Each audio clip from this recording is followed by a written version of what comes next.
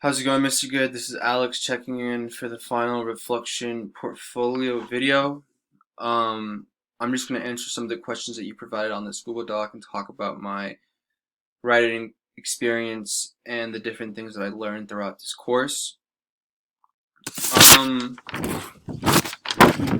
I'd like to first start off by talking about some of the choices that went into the rough and final draft and the different revision processes, which usually consisted of me reading your comments and making edits that were associated with proofreading and grammatical errors, as well as formatting when it came to bibliography and in-text citations. And finally, the biggest revision that I probably made was overall sentence structure and making my writing more cohesive and more make it flow better.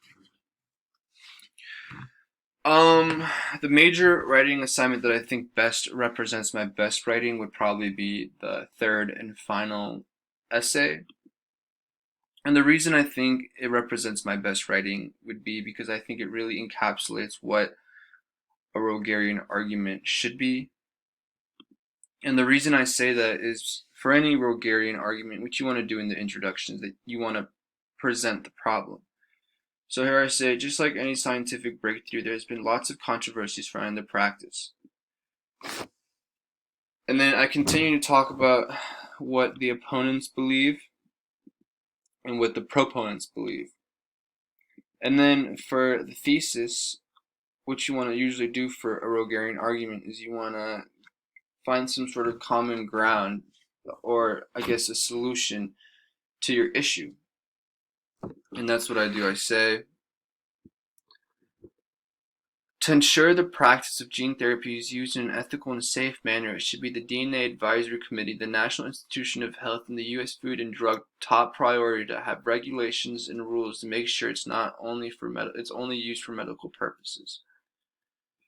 So my thesis is basically the solution to the middle ground, and that's what I'm trying to convince my audience of. And then to the second to last paragraph, I really elaborate on that and talk about that. So, like I said, I think that the third and final essay that we just finished writing represents my best writing because it really encapsulates what a Rogerian argument should be. So, strengths and weaknesses that I believe I currently have as a writer. My weaknesses probably consist of lack of attention when it comes to grammatical and proofreading errors, as well as not varying up my sentence structure at times and sounding very bland. My strengths would probably consist of, I feel like I write very good introductions and set up a good thesis. Reflecting back on some of the peer review that I received throughout the different essays, it wasn't really that helpful, honestly, but there were a couple of points that really made a big impact on my writing and how I approached the essay. So, for example, this comment by Brandon Gill really helped me out. It said, maybe you cannot use somewhat accusative language which could be seen as support for one or the other side. And that was important for me to, realize because I didn't know I was being biased. So, reflecting on some of the feedback that you gave me throughout the essays, I'd definitely say that how I approached the first essay versus the last essay was definitely a lot different based off of the comments that you made. And one of the big comments that you made that really changed the way that I approached the different essays would be the comments you made right here, trying to say, try to be more deliberate in your efforts to vary your sentence structure, especially the way that you begin your sentences. And that's something that I didn't really know. I didn't know that I was being very bland in my writing like that. I'm very happy that you told me that because now I know.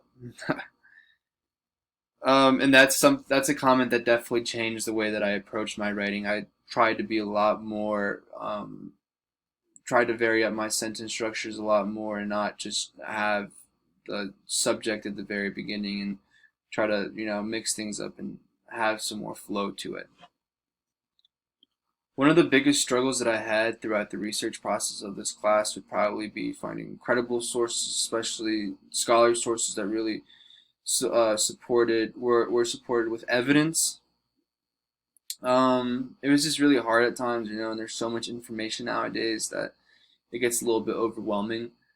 And so one of the tools that I used to help, make this process a little bit easier was the whole search engine on the App State Library page that allows you to narrow your searches and, really narrow the topic that you're trying to find. And it's a very helpful tool in finding the right scholarly sources and primary and secondary sources that you need to, write your paper. A way that I believe that I engaged in critical thinking when writing this essay would be in the third essay when I constructed the Rogerian argument and I talk about the opposition.